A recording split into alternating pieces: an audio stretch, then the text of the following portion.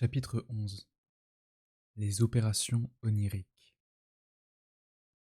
La description de la structure onirique, impossibilité d'exprimer, dictature de la figuration, condensation comme seul moyen d'expression, attribuerait le déguisement des pensées latentes autant à la condition du rêve qu'à la lutte censure refoulée.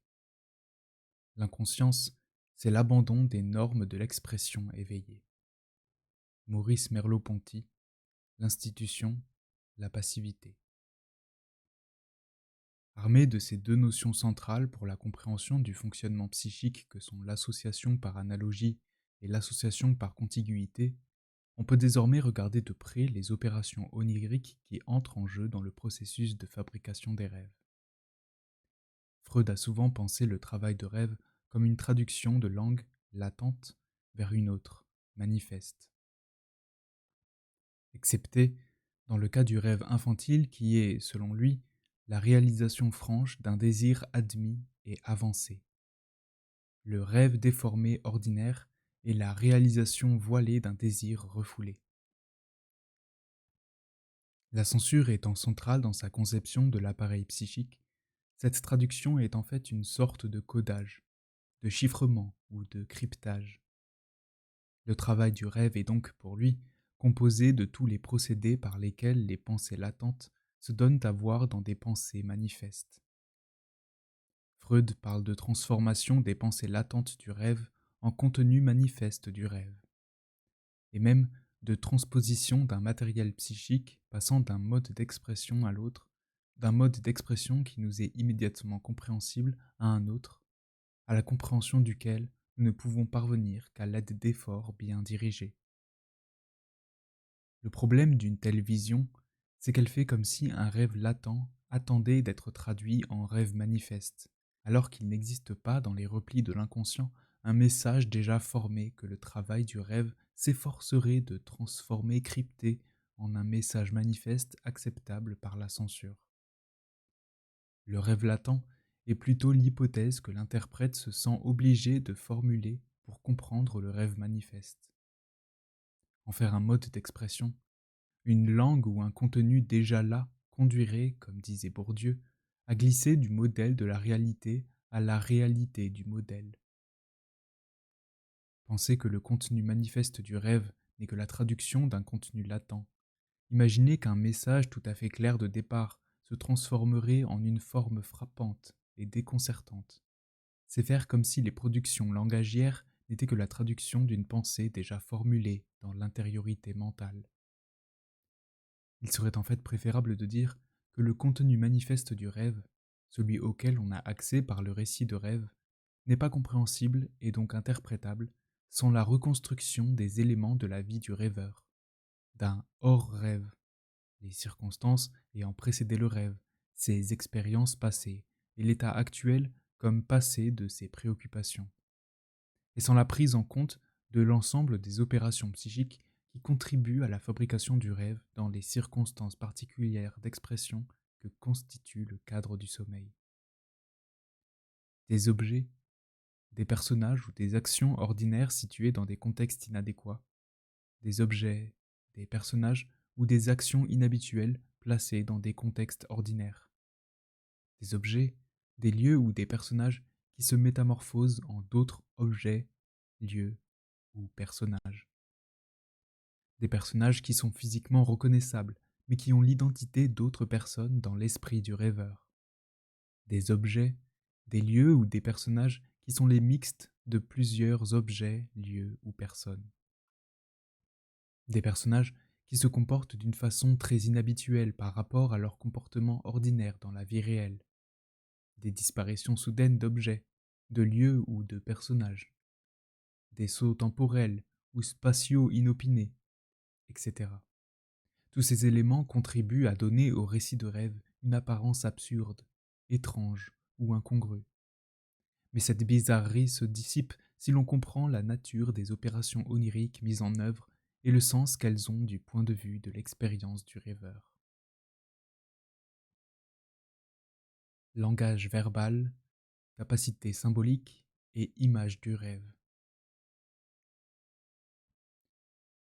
Nous rêvons d'abord et avant tout avec des images visuelles et nos souvenirs sont donc plus souvent visuels que linguistiques.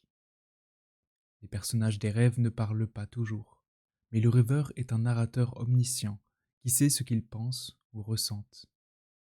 Toutefois, notre capacité symbolique à nous représenter mentalement des scènes qui ne sont pas perçues mais imaginées, notre capacité aussi à fabriquer des images narrativement pas totalement incohérentes qui s'organisent en intrigues des plus simples, une seule action, aux plus complexes, un enchaînement de nombreuses actions, n'est pas sans rapport avec nos compétences langagières lexicales, syntaxiques et narratives. Quand on sait par ailleurs que nombre de rêves reposent sur des littéralisations de métaphores culturellement différenciées, avoir le dessus, être au-dessus de ça, en ramasser plein la gueule, en avoir plein le dos, avoir rompu tout lien, etc. Ou d'homonymie. Monsieur Wolf peut apparaître dans le rêve sous la forme d'un loup. On comprend que des capacités langagières de tous ordres sont sourdement en jeu dans la fabrication onirique.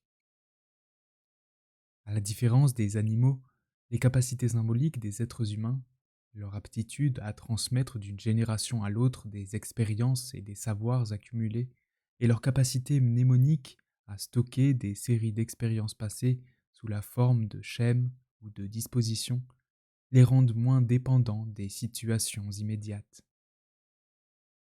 Ils peuvent s'affranchir des dictats du présent de l'action en repensant à des événements passés, ou en planifiant ou fantasmant des événements à venir. Ils peuvent même inventer des événements qui n'ont jamais eu lieu pour faire travailler les problèmes qui les préoccupent, dans le jeu, dans le mensonge à autrui, dans l'acte créateur, dans la rêverie éveillée ou dans le rêve. Le rêve n'est donc qu'une forme d'expression parmi d'autres, rendue possible par les capacités mnémoniques et les capacités symboliques humaines à se représenter des choses absentes ou inexistantes. Il n'est que le prolongement dans le sommeil d'une activité symbolique qui se déployait à l'état éveillé. Comme l'écrivait Norbert Elias, les êtres humains ont une capacité extraordinaire d'évoquer des choses ou des événements à partir d'expériences ou de sentiments stockés dans leur mémoire, et de les représenter symboliquement, alors même que ces choses ou événements n'étaient présents ni au moment de leur évocation, ni peut-être à aucun autre moment, voire n'avaient jamais existé. Ils sont capables d'élaborer des représentations imaginaires d'objets dont aucune image congruente à la réalité n'était disponible. S'efforçant de caractériser l'espèce humaine par rapport aux autres espèces animales, et de penser la vie humaine dans son développement ontogénétique, David Foulk soutient que le rêve est une production symbolique dont sont incapables les autres animaux, et qui ne peut apparaître que très progressivement au cours de la petite enfance, au fur et à mesure que se développent les capacités symboliques de l'enfant. La capacité à rêver n'est donc pas une capacité innée, donnée à la naissance. Les travaux de psychologie de l'enfant situent à 15 et 18 mois le moment où les enfants commencent à imaginer ou à se représenter les choses en ayant recours à des signes et des symboles, et où le jeu symbolique et le langage deviennent possibles. Des débuts d'activité onirique pourraient logiquement commencer au même moment, mais les études montrent que les capacités à rêver ne se mettent que peu à peu en place. La raison en est que l'entrée dans le langage se fait que très lentement, et que l'enfant éprouve au départ des difficultés à exprimer verbalement l'expérience préverbale qu'il maîtrise déjà pratiquement. Comme le souligne Daniel N. Stern, souvent les épisodes spécifiques de la vie ne sont pas retenus par le tamis linguistique, et l'enfant ne peut y faire référence verbalement sans une bonne maîtrise de la langue, ce qu'il n'atteint parfois jamais. Les inégalités culturelles peuvent même être ici terriblement différenciatrices. Mais avec la complexification de son langage, l'enfant peut non seulement exprimer ses expériences préverbales, mais aussi distordre la réalité de ses expériences. Avec son apparition, le nourrisson s'éloigne du contact direct avec sa propre expérience. Le langage impose un espace entre l'expérience interpersonnelle telle qu'elle est vécue et telle qu'elle est représentée. Finalement, avec l'avènement du langage et de la pensée symbolique, l'enfant a maintenant les outils pour déformer et transcender la réalité. Il peut créer des attentes en opposition avec les expériences passées. Il peut élaborer un désir contraire aux faits actuels. Il peut représenter quelqu'un ou quelque chose en termes d'attributs symboliquement associés. Par exemple, les mauvaises expériences avec la mère, qui n'ont de fait jamais été expérimentées ensemble à un moment donné, mais qui peuvent être mis ensemble à partir d'épisodes isolés sous forme d'une représentation symbolique. La mauvaise mère ou le moi incompétent. Il y a donc un paradoxe dans l'apprentissage des capacités langagières, car si le langage étend considérablement notre appréhension de la réalité, il peut aussi nous fournir le mécanisme de déformation de l'expérience qu'on en a faite. C'est ce paradoxe qui rend possible l'imagination, le mensonge, le retour réflexif, la planification anticipatrice, la rêverie éveillée et le rêve. Foulk développe sa réflexion sur les rêves des enfants et des adolescents en s'appuyant sur deux études. Une longitudinale, les mêmes enfants étant étudiés à l'âge de 3-5 ans, puis à l'âge de 5-7 ans, puis encore à 7-9 ans. D'autres sont étudiés à 9-11 ans, puis à 11-13 ans et à 13-15 ans. Et une transversale, comparant des enfants de différents âges. Il rappelle tout d'abord que les nourrissons n'ont pas encore acquis la capacité à symboliser, c'est-à-dire à se représenter mentalement des réalités absentes, ou des réalités qui n'existent pas vraiment comme telles. Les nourrissons peuvent manipuler l'information actuellement disponible dans l'environnement, mais ils ne peuvent pas manipuler l'information sans le soutien de l'environnement. En effet, ils peuvent penser à la poupée quand elle est là, mais pas quand elle n'y est pas. Comment, alors, pourrait-il non seulement évoquer une image de poupée, mais aussi faire une histoire sur la poupée tout en dormant? Rêver est directement lié à notre capacité symbolique à penser en images durant la vie éveillée comme durant nos temps de sommeil, plutôt qu'à nos seules compétences perceptives. Voir en rêve, c'est surtout penser avec des images. Foulk renvoie à des travaux qui prouvent que les personnes devenues aveugles avant l'âge de 5 ans sont dans l'impossibilité de penser visuellement dans la vie éveillée, comme dans les rêves. Et que les personnes devenues aveugles après l'âge de 5 ans continuent à penser sous forme visuelle dans leur vie éveillée et durant leurs rêves. Ce simple résultat tendrait à prouver qu'une fois constitué un système autonome de visualisation interne, le rêveur n'est plus dépendant de ses capacités perceptives visuelles pour voir des choses dans ses rêves.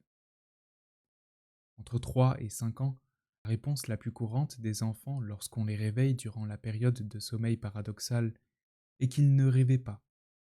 Et Foulk suggère que les enfants d'âge préscolaire ont, en général, c'est-à-dire pas seulement dans leurs rêves, de la difficulté à imaginer mentalement un soi actif ou tout autre type de mouvement ou d'interaction en cours.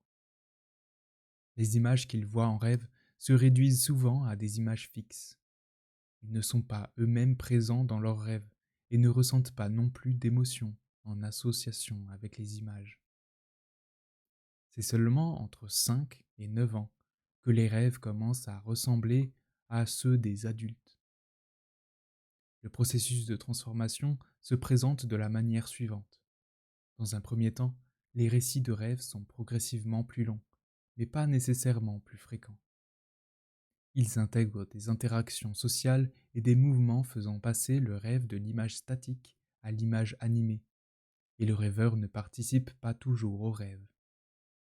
Dans un second temps, les rêves deviennent plus fréquents, en étant narrativement plus complexes, mettant en scène le rêveur lui-même, qui éprouve des sentiments et des pensées en rapport aux événements du rêve.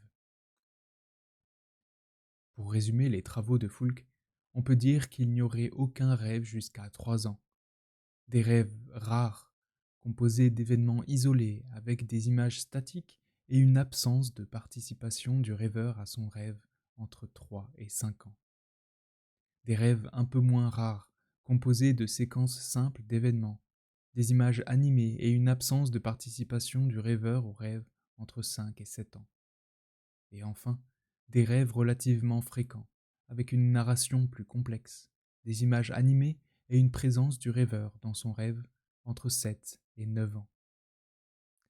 Les difficultés à rêver et la pauvreté relative des rêves entre 3 et 5 ans ne sont pas sans rapport avec ce que les psychologues de l'enfant ont appelé l'amnésie infantile, c'est-à-dire l'incapacité à se remémorer des épisodes des toutes premières années de la vie.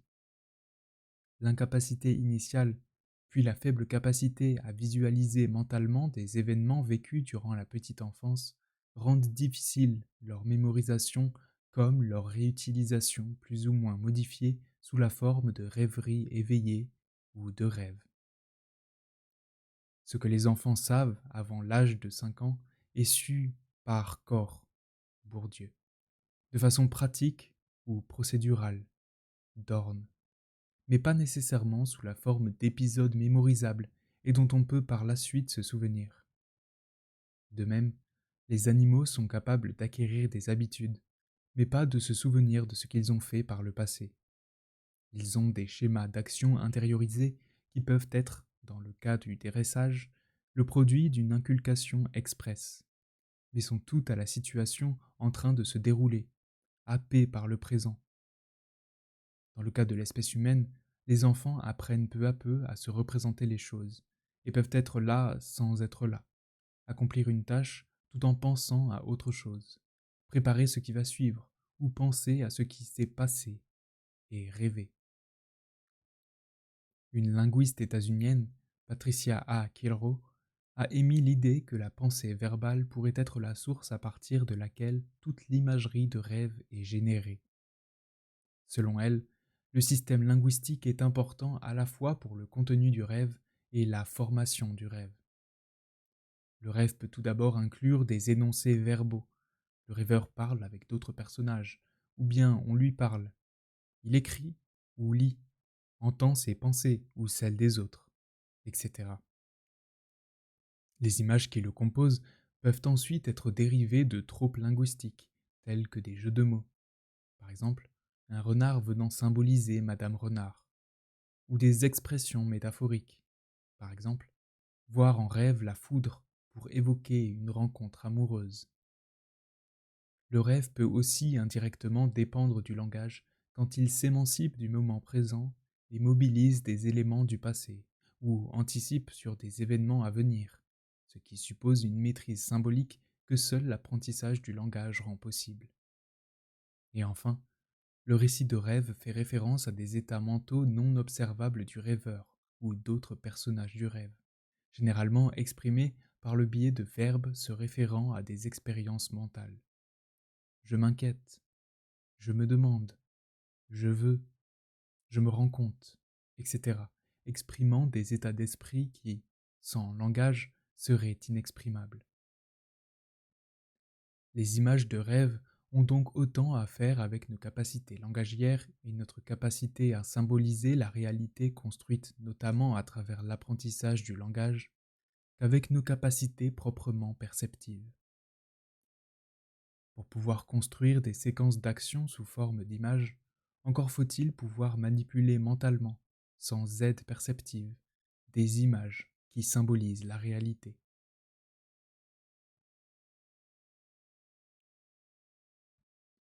Visualisation. L'une des grandes caractéristiques du rêve, qu'il partage toutefois avec les nombreuses rêveries éveillées qui ponctuent nos journées, c'est qu'avant d'être éventuellement un récit verbalisé, il est un flux d'images, de sons, de sensations et d'émotions vécues par le rêveur. Au moment du rêve, ce dernier est en général persuadé de vivre une expérience réelle. Le rêve est donc formellement comparable à un film dans lequel le rêveur serait l'acteur principal et la dimension visuelle est centrale dans l'expérience onirique. Comme le soulignait déjà Scherner en 1861, l'imagination parle par impression visible. Cette propriété centrale a été réaffirmée par Freud, qui écrivait que le rêve pense principalement en images, et que l'une des difficultés de raconter un rêve vient précisément de ce que nous avons à traduire des images en paroles.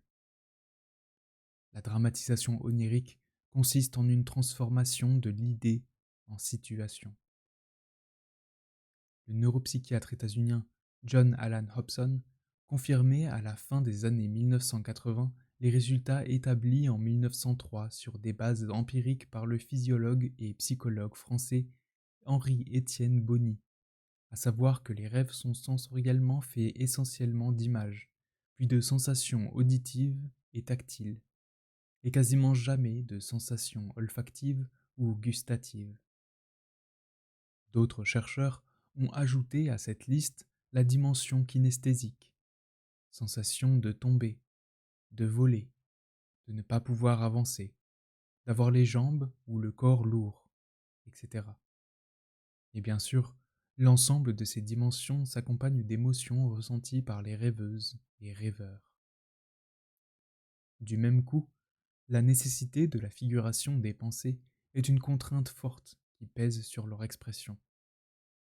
Les intentions expressives du rêveur doivent prendre une forme concrète et imagée. Sur les 150 rêves personnels notés et étudiés par Maurice Holbwax, seuls 10% environ comportent des paroles, réellement prononcées ou entendues. Dans les autres, tout paraît bien se réduire à des images visuelles, des pensées, des états affectifs. Dans le rêve, en effet, il est plus souvent difficile de distinguer ce qui est dit ou entendu effectivement par nous ou par les autres personnages, et ce qui est simplement pensé, comme s'il n'y avait en présence que des personnages muets à qui nous prêtons des discours, des demandes, des réponses, des réparties qui ne sont pas réellement articulées, qui ne se traduisent par aucun son. Mais pourquoi le rêveur aurait-il besoin de faire parler des personnages lorsqu'il en a l'intime connaissance, et qu'il est à lui tout seul à la fois le conteur et l'auditoire? S'adressant à lui-même, il n'est pas forcé de respecter les conventions linguistiques, et notamment narratives, qui permettent ordinairement d'être compris par autrui. Holbrook a aussi l'intuition très juste que les images du rêve fonctionnent plus comme des symboles ou des figures types que comme des images circonstanciées et sans signification très marquée.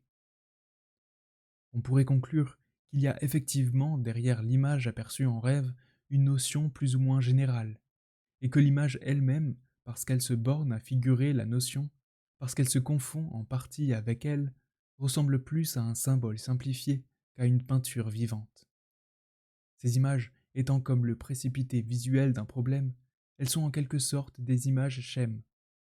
Ce n'est pas de X, personne, lieu, objet, que je rêve, mais de ce que X représente pour moi, sous un certain aspect.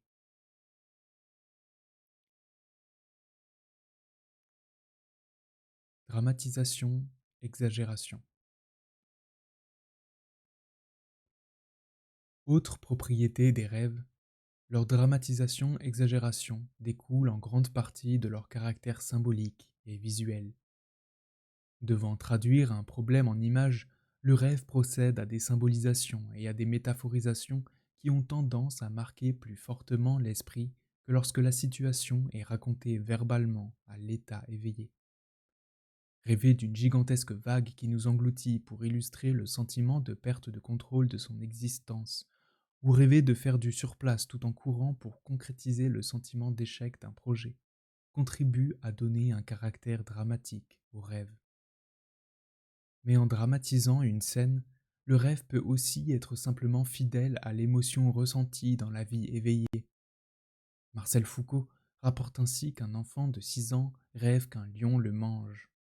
La veille, il est passé à côté d'une maison où des chiens aboyaient, et une fillette qui l'accompagnait lui a dit que les chiens pouvaient le manger. Ayant eu très peur, il traduit sa frayeur en la mettant en scène dans son rêve le soir même.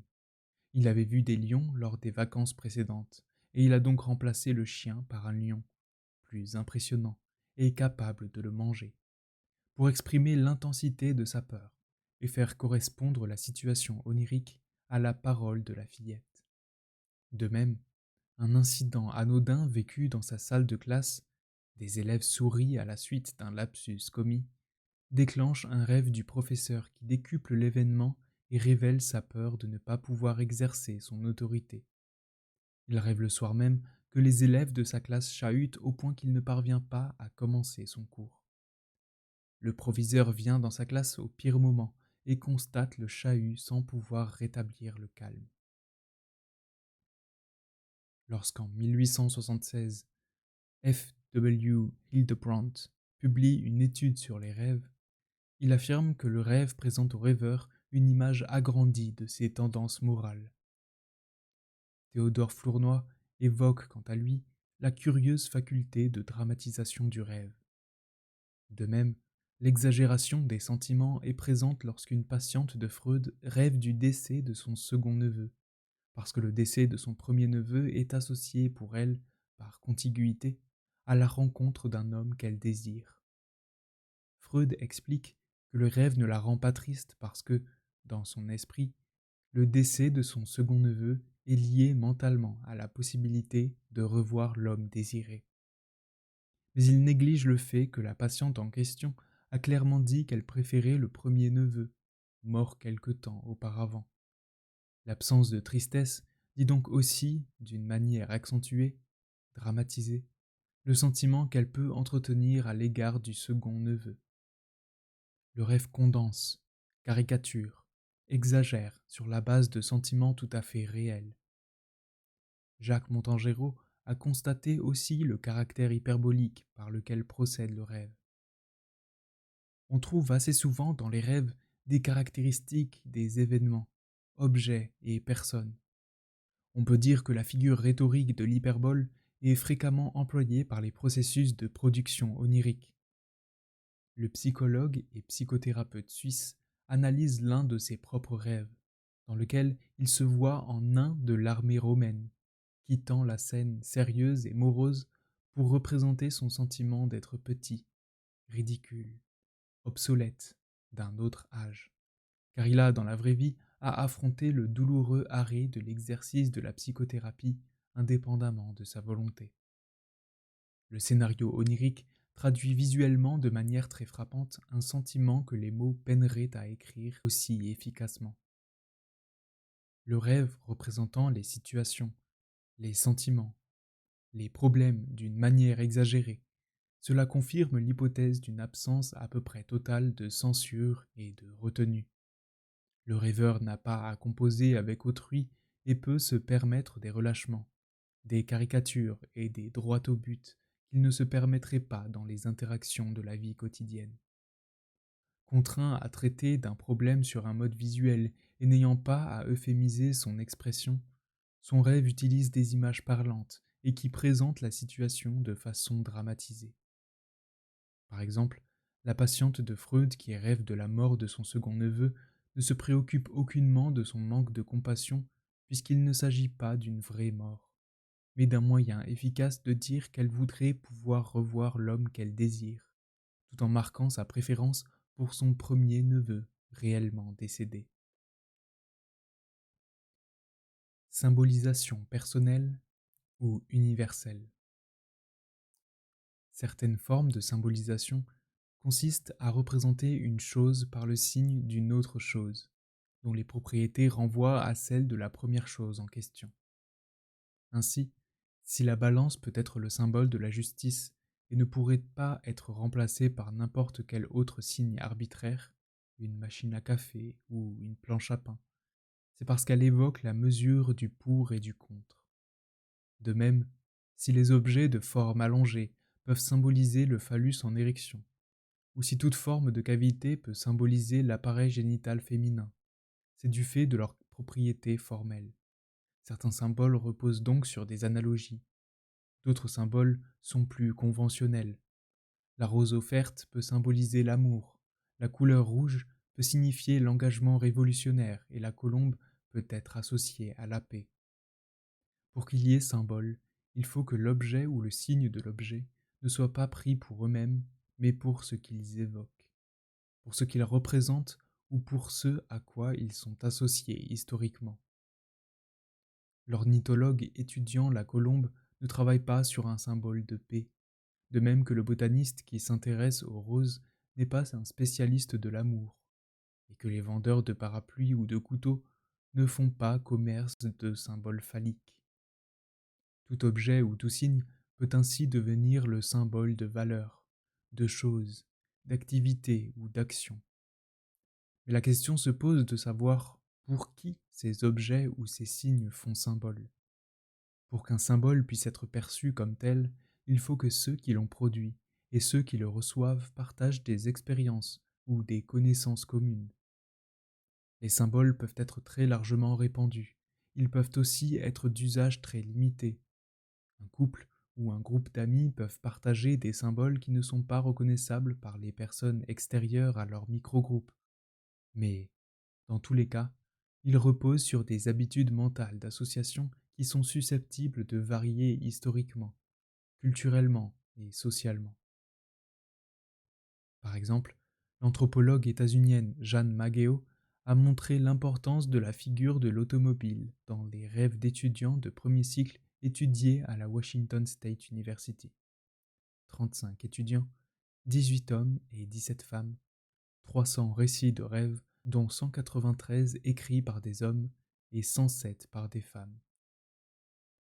47 des 300 rêves étudiés comprenaient la voiture comme figure clé du rêve. Objet pratique et thème culturel central aux États-Unis, la voiture permet ainsi symboliquement d'exprimer un statut social, la sexualité, le besoin ou le sentiment de liberté, d'autonomie, d'aventure, de mobilité, etc. Tous ces thèmes sont présents dans les publicités, les films, les romans, etc.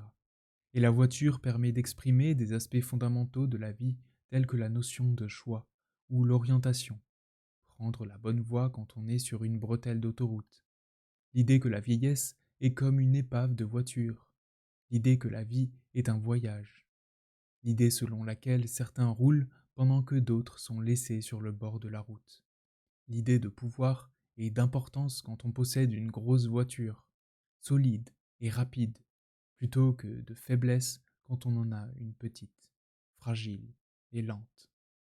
L'idée de la position dominante ou de la position active quand on est au volant de la voiture, ou celle de position dominée et passive quand on est un simple passager et qu'on se laisse conduire, etc. Si les rêveurs états-uniens peuvent mettre aussi souvent en scène des voitures, c'est parce qu'elles sont des symboles assez largement partagés qui facilitent la communication de soi avec autrui et permettent de condenser l'expression dans la communication de soi à soi. Depuis qu'on s'intéresse au rêve, sa dimension symbolique n'a échappé à aucun commentateur. Mais la question se pose de savoir à quel genre de symbole on a affaire. Des clés des songes à Freud, la tentation de constituer des listes ou des dictionnaires de symboles oniriques universellement pertinents a été très forte. Selon qu'elle pense l'inconscient comme le produit d'un fond archaïque, inné, universel, ou comme celui d'une histoire sociale individuelle, la psychanalyse espère ou non déterminer une fois pour tous les rêveurs de toutes les sociétés et de tous les temps, le sens des symboles qui apparaissent dans leurs rêves. Les symboles du rêve sont-ils universels ou personnels? Et si les symboles peuvent être personnels, comment se fait-il que des symboles qui sont censés être partagés par des groupes, petits ou grands, ne soient partagés que par un seul individu? Dès l'Antiquité, la question de la nature des symboles se pose aux onirocrites. Artémidore de Daldis établit une différence entre les songes théorématiques et les songes allégoriques. Les premiers sont ceux dont l'accomplissement a pleine ressemblance avec ce qu'ils ont fait voir, et les seconds sont les songes qui signifient de certaines choses au moyen d'autres choses. Par certaines de ces remarques, Artémidore tend vers une méthode à adapter à chaque nouveau cas, plutôt que vers un dictionnaire figé de symboles universels. Il montre, par exemple, que le même type de songe ou d'élément dans le songe peut signifier ou symboliser des choses très différentes selon les rêveurs. Le rêveur qui se métamorphose en pont peut évoquer par cette image le passeur qu'il est devenu, mais un autre qui rêve de pont exprime le fait de se sentir méprisé et comme foulé aux pieds. et d'autres encore peuvent utiliser l'image d'un pont où beaucoup de gens passent dessus pour symboliser leur sentiment d'être traités comme des prostituées. À chaque fois, les mêmes éléments ne symbolisent pas les mêmes choses. Et il faut bien connaître la vie précise du rêveur pour savoir à quoi cela peut bien renvoyer. On note ainsi chez Artémidore l'importance accordée à la prise en compte de l'ensemble des circonstances du rêve et des éléments du rêve, et l'importance d'adapter le système symbolique au lieu où l'interprète exerce, un élément pouvant avoir une signification dans un endroit et une autre ailleurs, selon les coutumes locales. C'est donc à la fois vers une psychologie ou une sociologie à l'échelle individuelle, et vers une sociologie ou une anthropologie des cultures et coutumes propres à des groupes ou des peuples, que tendent certains conseils du plus célèbre des onirocrites. Chez les savants européens du XIXe siècle, c'est Antoine Charma qui aborde frontalement la question des symboles dans le rêve. Charma affirme que le rêve parle une langue qui lui est propre, et qui s'en tient rarement à l'expression simple et directe. Il recherche la métaphore et l'allégorie, il symbolise, il dramatise tout. L'idée d'un danger quelconque vous traverse-t-elle l'esprit? Un lion aussitôt s'élance, qui s'apprête à vous dévorer. Une fausse position vous fait-elle craindre sourdement que vous ne rouliez en bas de votre couche? Un abîme se creuse, dans lequel vous tombez. Le rêve symbolise, métaphorise, allégorise, et Sharma est sans doute le premier à avoir souligné aussi nettement cette propriété du langage onirique. Mais à ces remarques de quasi-linguiste du langage du rêve, il raccroche des explications mythiques en faisant la langue des primitifs et des enfants. Ce style figuré, oriental, c'est la langue que parle l'homme et le monde encore enfant. Ces combinaisons, décousues, irréfléchies et impétueuses, c'est la pensée telle que nous l'offre l'enfance des nations et des individus. Dormir, pour l'enfant, c'est descendre à la brute. Pour l'homme, c'est redevenir enfant. Le mélange du mythique et du scientifique contribue, du même coup, à affaiblir son propos. Dans son livre La vie du rêve, paru en 1861, Karl Albert Scharner soutient aussi que l'activité psychique s'exprime dans un langage symbolique interprétable. Il a tendance à faire des symboles des éléments de langage universel. Il prétend par exemple que de façon universelle, l'imagination désigne le corps humain par un bâtiment fait de murs, c'est-à-dire par une maison. De même, selon lui, l'oiseau jaune vif est un favori des rêves des femmes et des jeunes filles aimant les enfants, et une humeur gaie en rêve se traduira par des fleurs qui s'inclinent aimablement. C'est l'un des premiers à parler des symboles sexuels masculins, couteau, arme pointue, pipe, clarinette, etc., et féminins, cour étroite, escalier, à propos des rêves. La motion sexuelle se symbolise sous forme de réplique de l'organe excité lui-même ou par des images et des actions de l'imagination qui expriment le désir de satisfaction sexuelle. Freud a trouvé là de quoi développer ses propres convictions sexualistes, fondées sur d'autres bases, et notamment sur l'étude de cas d'hystérie. Et ce qui est intéressant, c'est que Scherner ne voit dans ces symbolisations des organes génitaux qu'un type de symbolisation parmi d'autres, alors que Freud aura tendance, même s'il le nie parfois, à tout rapporter à du sexuel déguisé. Même s'il comprend que la symbolisation visuelle est une contrainte propre au rêveur qui peut expliquer à elle seule certaines bizarreries des rêves, Freud ne lâche pas pour autant l'hypothèse de la censure lorsqu'il est question du symbolisme. Le psychisme s'appuierait sur la symbolisation pour contourner la censure. Le symbolisme est donc un autre facteur de déformation des rêves, indépendant de la censure. Mais nous pouvons supposer qu'il est commode pour la censure de se servir du symbolisme qui concourt au même but, rendre le rêve bizarre et incompréhensible. Pourtant, les symboles ne déguisent rien. Ils fonctionnent comme des abrégés d'expériences qui parlent au rêveur et lui permettent, avec une économie de moyens assez remarquable, de poser en rêve les problèmes que son histoire et sa vie actuelle lui imposent. Le rêveur est en cela pareil au mathématicien manipulant des symboles mathématiques pour pouvoir travailler avec un langage simplifié sur des problèmes épurés. Freud va, par ailleurs, longtemps hésiter et osciller entre deux voies. L'interprétation des symboles par l'histoire du patient et la connaissance de son univers intérieur par les associations d'idées, versus l'interprétation par la recherche de symboles universels. C'est une partie de ses disciples qui le pousse vers la seconde voie. Ainsi, le médecin, psychologue et psychanalyste Wilhelm Steckel propose en 1909 de faire une collecte collective de rêves pour pouvoir étudier les symboles les plus récurrents. Lui, comme Freud, aspire à établir un dictionnaire des symboles oniriques. De même, Otto Rank, dont Freud intègre en 1913 deux textes dans son interprétation du rêve, parmi lesquels Rêve et création poétique, ne travaille pas sur des biographies, mais sur un inventaire de motifs symboliques se rapportant à l'œuvre. Et c'est encore Carl Gustav Jung qui choisit la voie interprétative de l'inconscient collectif en délaissant un peu trop, selon Freud, celle de l'histoire individuelle. Jung essaya de réinterpréter les faits analytiques en termes abstraits, impersonnels et sans tenir compte de l'histoire de l'individu, pensant par là faire l'économie d'une prise en compte de la sexualité infantile et du complexe d'Oedipe, ainsi que de la nécessité de l'analyse de l'enfance. Freud ne réduit pas les symboles à des symboles universels et se montre beaucoup plus prudent que Steckel, Rank ou Jung.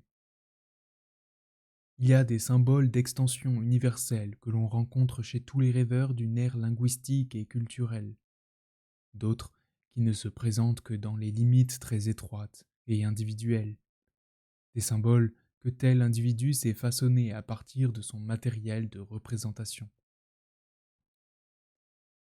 Il est aussi entouré de savants dubitatifs quant à la viabilité.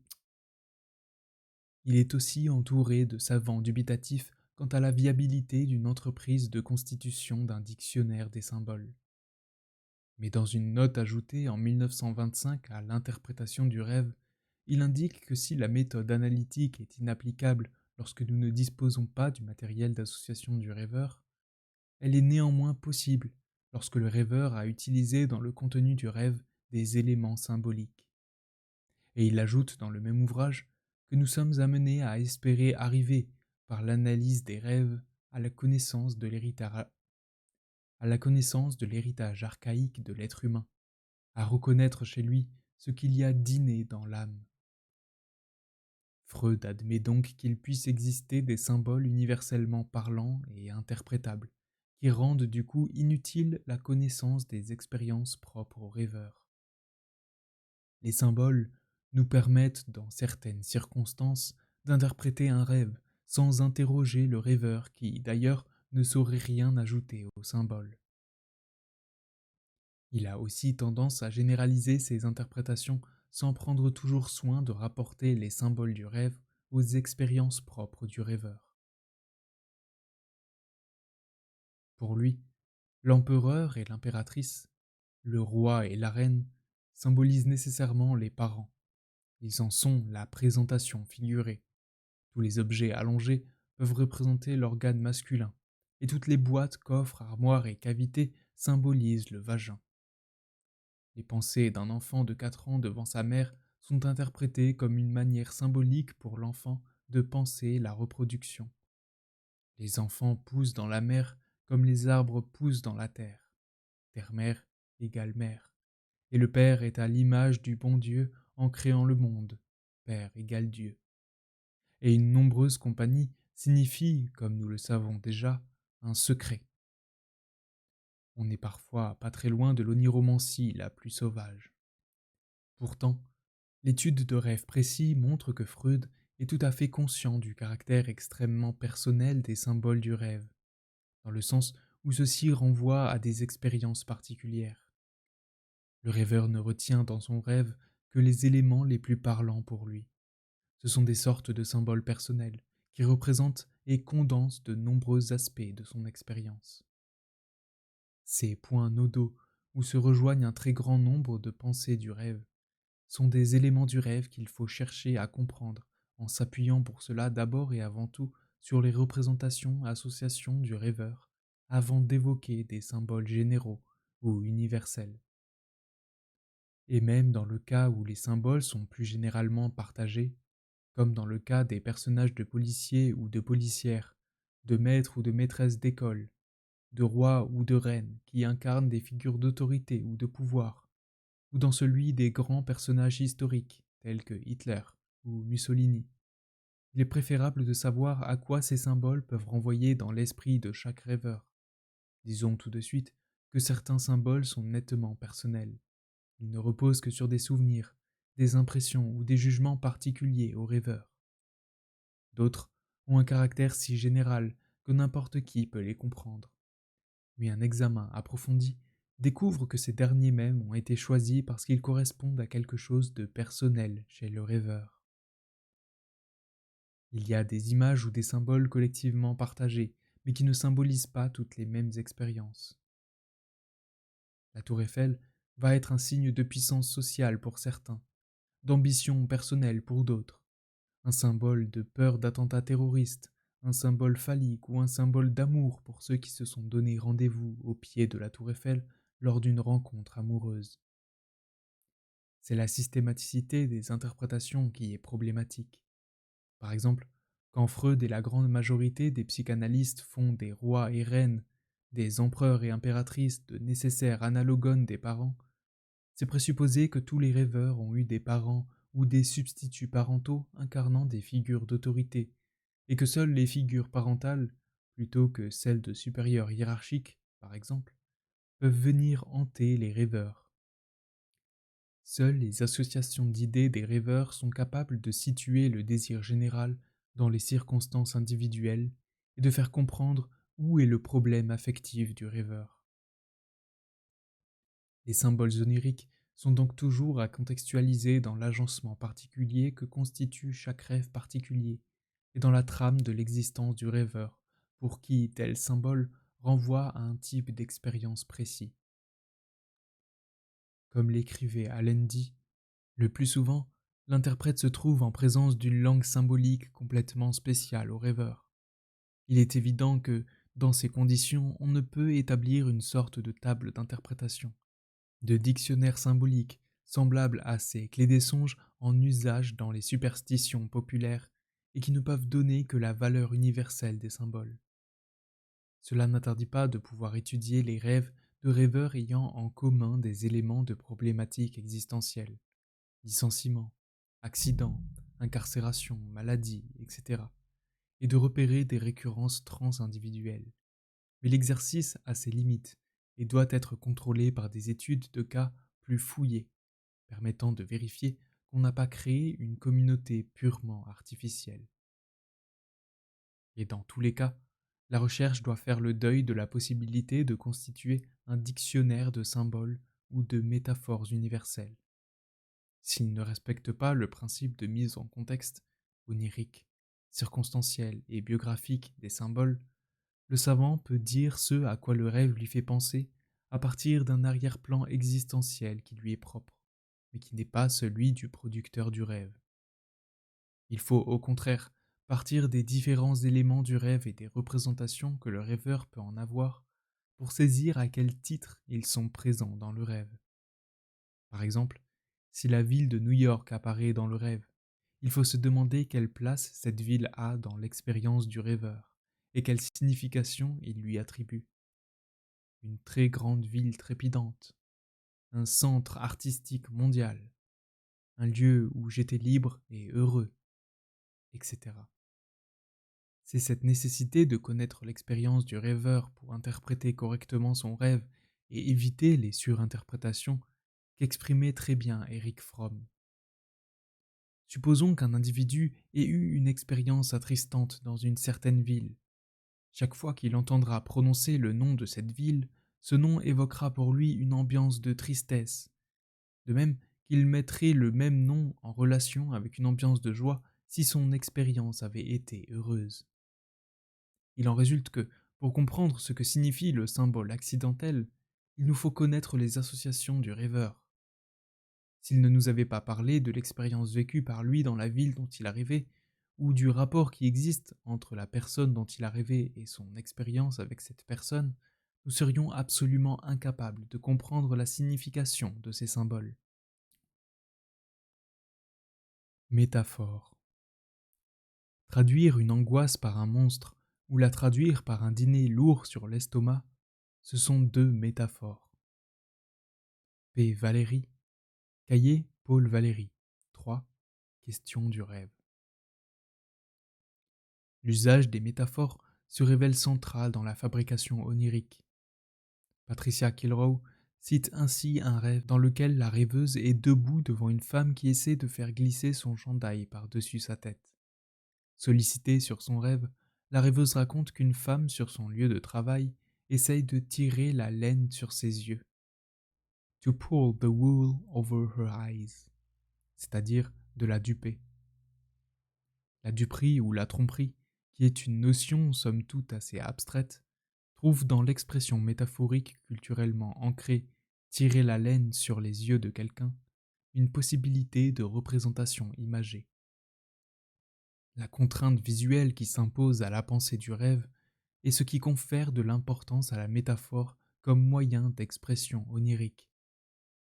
Tout se passe comme si l'intention expressive tirait profit de toutes les expressions imagées à disposition du rêveur pour s'accomplir sous contrainte visuelle.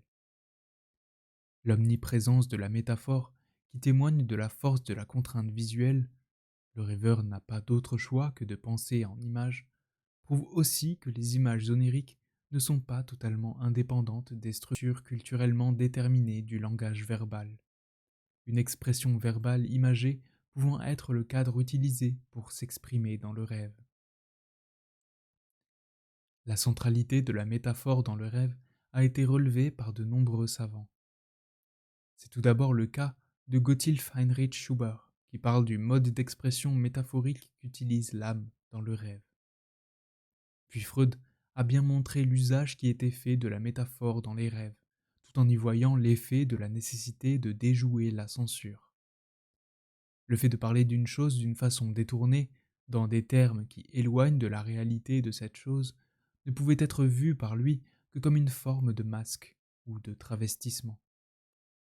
Pourtant, la seule contrainte de représentation visuelle de la pensée suffit à rendre raison de l'exploitation par les rêveurs des moyens les plus adaptés à cet objectif ou à ses conditions d'expression. C'est d'autant plus vrai que ce qui est à exprimer sous forme d'une imagerie concrète est à l'origine plutôt abstrait. Par exemple, un sentiment ou une série de sentiments. Dans l'un de ses rêves, Freud se voit monter un cheval de façon maladroite et hésitante. Il croise un collègue à cheval lui aussi, mais beaucoup plus sûr de lui, qui lui fait une remarque désagréable sur sa façon de monter. À la suite de quoi, il se sent de mieux en mieux sur le cheval et dit qu'il se sent tout à fait chez lui, là-haut. Freud souffrait alors d'un furoncle à la base du scrotum et aurait été incapable de faire du cheval. Le rêve le place donc dans une situation où il brave la souffrance et la nie en quelque sorte pour continuer à exercer son activité, ce qu'il a fait en réalité. Mais le rêve parle en même temps de tensions entre Freud et un confrère qu'il a relayé auprès d'une de ses patientes. Freud a l'impression que ce confrère aime à monter sur ses grands chevaux avec lui depuis ce moment. Et par ailleurs, l'un de ses rares appuis parmi les grands médecins de la ville lui a récemment fait la remarque suivante. Vous m'avez fait l'impression d'être assis là-haut bien en selle, pour évoquer sa position dans l'établissement où il exerce. D'une façon très condensée et efficace, la scène avec les chevaux lui a permis notamment d'évoquer à la fois son problème de furoncle douloureux et le courage qu'il lui a fallu pour exercer 8 à 10 heures par jour son métier, la tension avec un confrère qui le prend de haut et le compliment d'un puissant confrère sur la légitimité de sa position au sein de l'établissement où il exerce. Et à propos du rêve d'une patiente, Freud écrit de façon lumineuse que ce rêve est parvenu à ses fins par un moyen extrêmement simple, à savoir en prenant une locution courante à la lettre et en la présentant selon son énoncé littéral. Dans ce rêve, en effet, la patiente rêve qu'une femme de chambre lance des animaux sur elle, et notamment un singe. Freud fait remarquer que singe, comme d'autres noms d'animaux, est une injure et que l'expression dont parle le rêve est donc qu'on jette des injures à la ronde. C'est la nécessité de s'exprimer visuellement et de manière condensée, et non la crainte de censure, qui pousse du coup à employer ce genre de procédé. Jean Piaget cite ainsi un rêve de H. Silberer, disciple de Freud, qui, à l'état éveillé, travaillait à une comparaison des idées sur le temps de Kant et Schopenhauer. S'étant endormi avant de pouvoir réussir à établir cette comparaison, il se voit dans une administration publique, cherchant à entrer en contact avec deux fonctionnaires à leur guichet, et les manquant tous deux alternativement. Piaget ne dit pas si, le jour du rêve ou les jours précédents, Silberer avait vécu ou entendu parler d'une situation semblable dans une administration, mais il est fort probable qu'il ait emprunté à une telle situation récente le modèle visuel de son rêve. Le procédé employé, parfaitement décrit par Freud, est celui de la littéralisation de la métaphore. C'est un procédé littéraire qu'on retrouve par exemple chez Kafka, lorsqu'il s'appuie sur une métaphore judiciaire pour parler du tribunal intérieur qui se joue en lui et du terrible procès qui est en suspens entre son père et lui. Il ne dit pas explicitement que ce que Joseph K. vit ressemble à un procès permanent ou que sa vie sociale et subjective est comparable à un tribunal, mais raconte une histoire de procès, de tribunal et de culpabilité d'une manière tellement étrange que le lecteur est obligé de se dire qu'il n'a sans doute pas affaire à un vrai tribunal et à un procès réel. De même, sa famille, et notamment son père, le considérant comme un parasite, il met en scène dans la métamorphose un personnage qui se transforme en parasite un peu monstrueux et qui cause le malheur de toute sa famille. Le procédé est si fortement présent dans l'œuvre de Kafka que l'on peut se demander s'il ne s'est pas précisément inspiré de la logique onirique que la transcription de ses rêves lui faisait découvrir. On trouve un beau cas de littéralisation de la métaphore dans un rêve analysé par le psychiatre suisse Ludwig Binswanger et commenté par Michel Foucault. Une femme de 33 ans en dépression sévère qu'il conna- qui connaît de fréquentes crises de colère et est sexuellement inhibée, elle avait subi un traumatisme sexuel à l'âge de 5 ans, est en cure psychothérapeutique depuis 1 an quand elle fait le rêve suivant. Elle est en train de passer par la frontière. Un douanier lui fait ouvrir ses bagages. Je défais toutes mes affaires. L'employé les prend les unes après les autres. Finalement, je sors une coupe d'argent enveloppée dans du papier de soie. Il me dit alors: pourquoi m'apportez-vous en dernier lieu la pièce la plus importante? Le rêve met en scène de façon métaphorique le travail de la cure. C'est le lieu où, selon des expressions ordinaires, on dépose ses valises et l'on vide son sac. Et comme une douane, elle permet de passer d'un monde, celui où l'on souffre, à l'autre, celui où l'on est guéri. Au moment où ce rêve se produit, le traumatisme sexuel n'a pas encore été établi, mais est en passe de l'être. La coupe d'argent que la rêveuse sort de ses bagages lui procure un sentiment de malaise et se révèle associé par contiguïté métonymie à sa grand-mère qui en possédait chez elle. Or, c'est chez sa grand-mère qu'elle vécut son traumatisme. Dans la pièce même où se déroula la scène, il y avait une théière en argent, enveloppée dans un papier de soie. Le rêve exprime donc de façon condensée, à l'aide d'une métaphore littéralisée et d'une métonymie, que la scène à déballer dans le cadre de la thérapie s'est déroulée chez sa grand-mère. Le travail du rêve commence à révéler, grâce aux associations de la cure, le traumatisme qui sera intégralement restitué, le traumatisme qui sera intégralement reconstitué à l'état de veille avec l'aide du psychiatre. Alfred Adler soutient lui aussi en 1933 que le rêve procède par comparaison, par métaphore, par des images parallèles, comme le ferait un poète désirant éveiller des sentiments et des émotions. Mais il remarque que cet usage des métaphores est très présent à l'état de veille.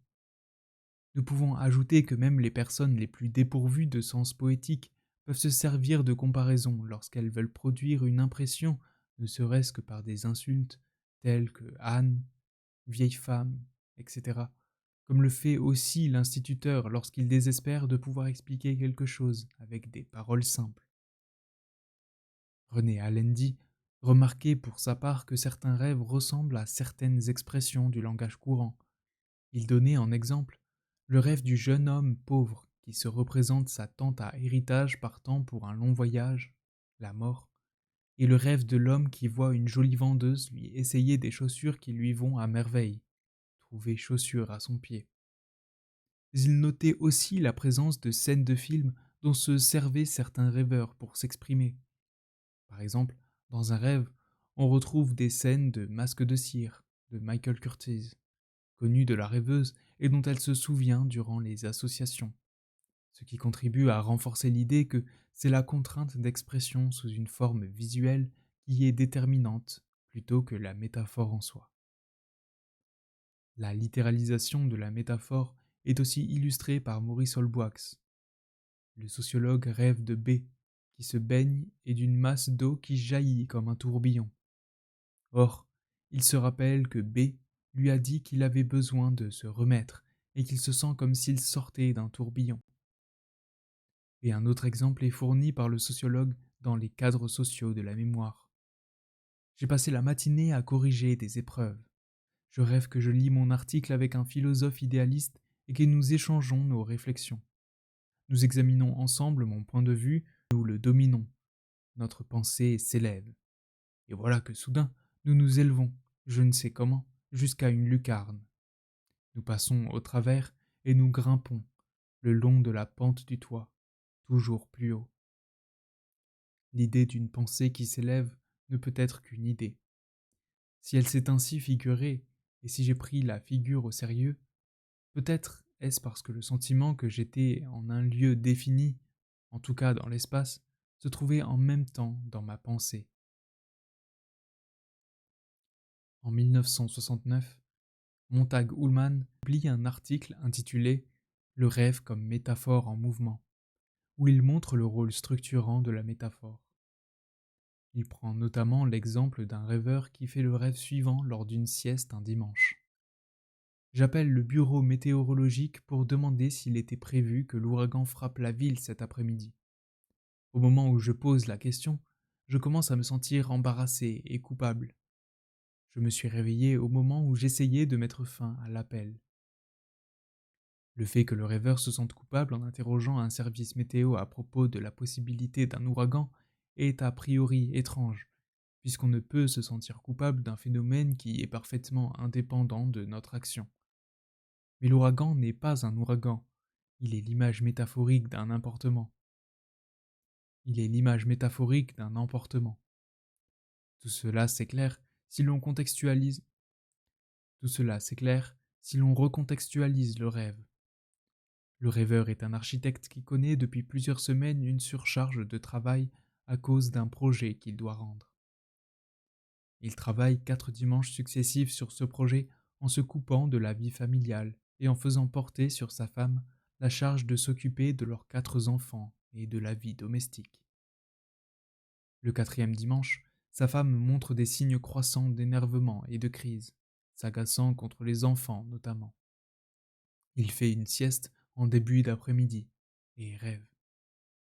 Le rêve correspond bien sûr très exactement à la situation familiale qu'il vit, et il utilise la métaphore de l'ouragan pour mettre en image l'explosion d'humeur de sa femme.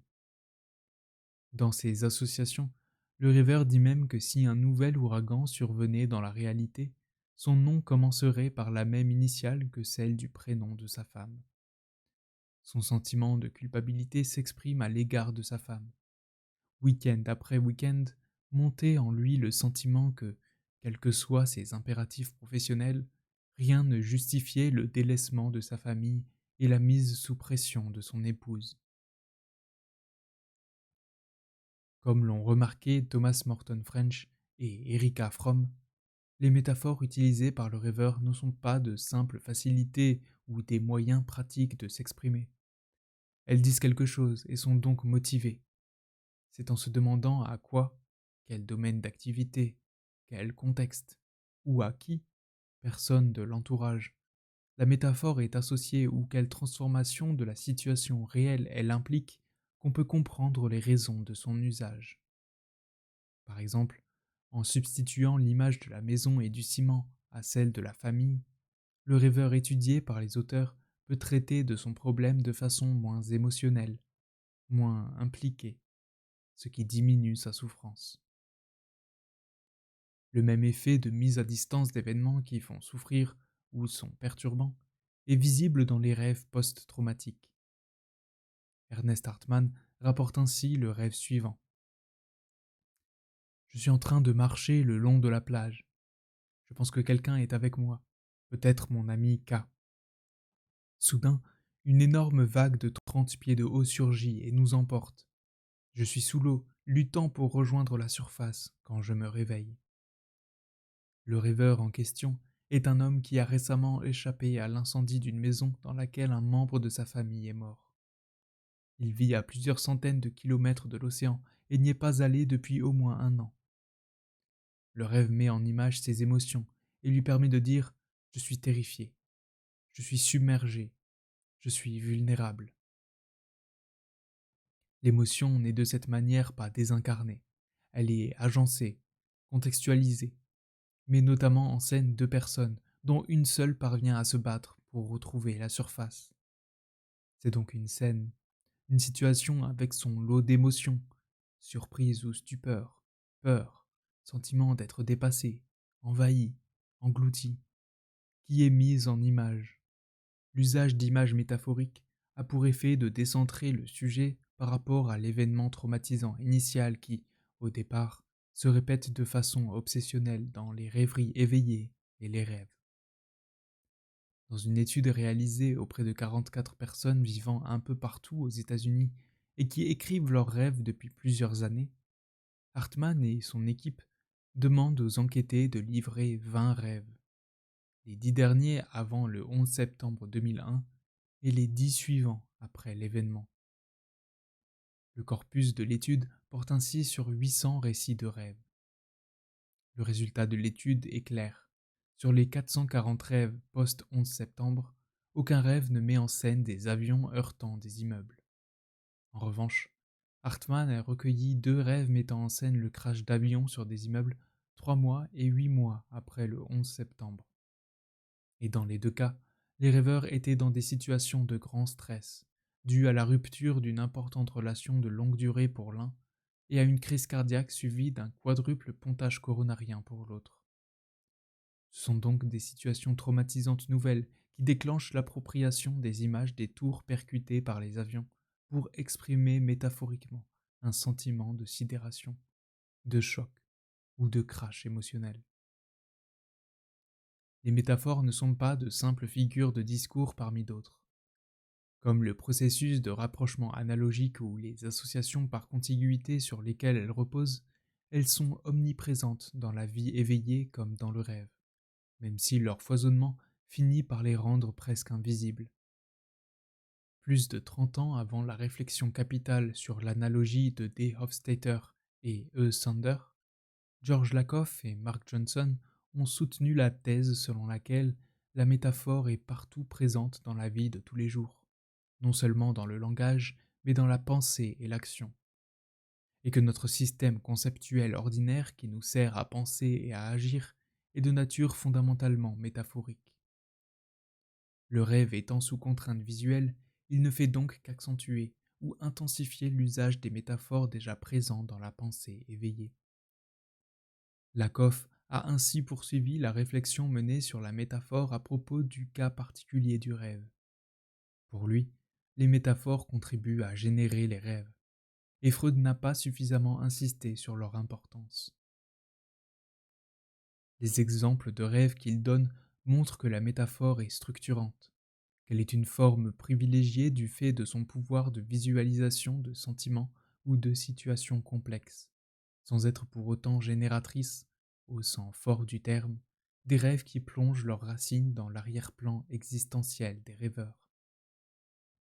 Un homme prénommé Steve rêve ainsi de façon récurrente qu'il devient aveugle alors qu'il n'a aucun problème de santé qui pourrait l'alerter ou lui faire craindre une cécité.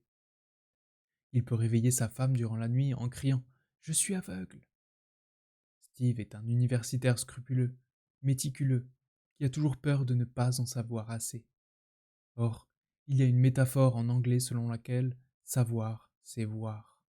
Knowing is seeing. Par l'expression je ne peux pas voir, Steve exprime donc sa peur d'être ignorant. Être aveugle, c'est être ignorant. Mais il y a une autre expression en anglais qui dit que la masturbation rend aveugle. En français, elle est censée rendre sourd. Or, Steve a l'impression de manquer de pouvoir et d'influence. Les rêves récurrents de cécité sont apparus juste avant qu'il n'occupe une position administrative importante, et alors qu'il craignait de ne pas réussir à faire des choses très significatives. La difficulté à avoir des rapports sexuels chez l'homme est souvent taxée d'impuissance, et ce terme renvoie à un manque de pouvoir. Or, la situation universitaire fait écho au fait que Steve n'est effectivement pas suffisamment fertile pour avoir des enfants. Dire je suis aveugle ou se voir aveugle dans un rêve, c'est donc dire à la fois je suis ignorant, je suis impuissant académiquement et je suis impuissant sexuellement. La métaphore de l'aveuglement permet, du coup, pour un rêveur de langue anglaise, d'exprimer de façon condensée des craintes et des regrets d'ordre très différents. Par rapport au fait de ne pas être assez savant, de ne pas pouvoir avoir d'enfants, de ne pas avoir de pouvoir sur les autres académiquement. Ces différents éléments manifestent visiblement des dispositions plus générales à l'égard du savoir, de soi et d'autrui qu'il faudrait mettre en évidence à l'aide d'entretiens biographiques.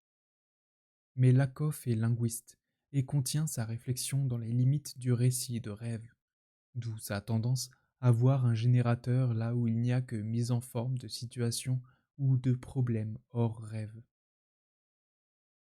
Un deuxième exemple traité par Lakoff est celui d'un Américain prénommé Herb, qui tombe amoureux et emménage avec sa petite amie. Mais leur relation tourne au désastre, ils ne peuvent vivre ensemble sans se disputer et décident avec tristesse de se séparer. Cette nuit-là, il rêve qu'il commence un voyage, mais qu'une violente tempête renverse le pont Richmond San Rafael dans la baie de San Francisco. Le rêve utilise la métaphore du climat émotionnel. Les émotions intérieures sont comparées à des conditions climatiques extérieures. Une tempête émotionnelle, celle produite par la rupture, se traduit dans le rêve par une vraie tempête. Le bonheur est associé à la clarté du jour, la dépression à l'obscurité de la nuit. Le rêve repose ainsi sur trois métaphores. Le désaccord émotionnel est une tempête. L'amour est un voyage. Et les relations amoureuses sont des liens qui relient les amoureux comme un pont reliant deux rives et pouvant parfois s'effondrer. Les autres cas développés par Lakoff montrent tous le rôle central de diverses métaphores. Par exemple, un avocat qui mène une vie professionnelle et extra-professionnelle trépidante, mais qui tombe aussi parfois malade d'épuisement en se sentant déprimé, fait des rêves récurrents où il vole dans les airs, mais de manière peu agréable. Il vole trop haut ou trop vite, ce qui le terrifie. Décidant de prendre des congés, cet homme fait un séjour assez long à Paris, où il mène une vie plus calme en jouant de la musique et en se liant d'amitié avec de nombreuses personnes qu'il rencontre. Il fait alors un rêve de vol, dans lequel il volait tout particulièrement haut et vite, avait peur de s'écraser, mais réussissait à atterrir sur les épaules d'un ami, faisait un flip arrière et retombait finalement sur ses pieds. Le changement partiel de mode de vie l'amène, grâce au support amical, à penser qu'il peut, littéralement dans le rêve et métaphoriquement dans la vie, retomber sur ses pieds, malgré la dangerosité du vol. Dans un autre cas, plus entremêlé, une femme prénommée Eileen rêve d'une mule qui subit une opération chirurgicale. Sa tête est ouverte et une bombe à retardement est placée à l'intérieur. Puis, la bête est recousue et se met à courir. métamorphosé en beau cheval gracieux. Eileen regarde avec terreur le cheval caracoler gracieusement avec une bombe dans la tête. Pour comprendre le rêve, il faut tout d'abord savoir qu'une mule est un animal considéré comme têtu, stérile et maladroit par rapport à un cheval. Eileen est amoureuse d'un homme qu'elle a envie d'épouser, mais c'est son second mariage, et elle sait que l'horloge biologique tourne, et qu'elle ne pourra bientôt plus avoir d'enfants avec cet homme, ce qui l'ennuie beaucoup. Elle est aussi déterminée à poursuivre sa carrière, et sent, là encore, que le temps passe et qu'il ne faut pas qu'elle tarde. Du coup, la manière dont elle imagine sa carrière entre en tension avec son projet de mariage et son inquiétude sur la possibilité d'avoir un enfant.